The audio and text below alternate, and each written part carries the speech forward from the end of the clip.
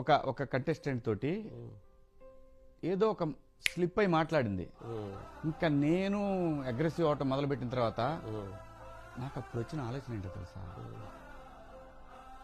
నేను ఎస్టాబ్లిష్డ్ ఆర్టిస్ట్ని, తను ఆ కంటెస్టెంట్ కూడా ఎస్టాబ్లిష్డే, కానీ తను నా మీద ఎగబడితే తను హైలైట్ అవుతుంది.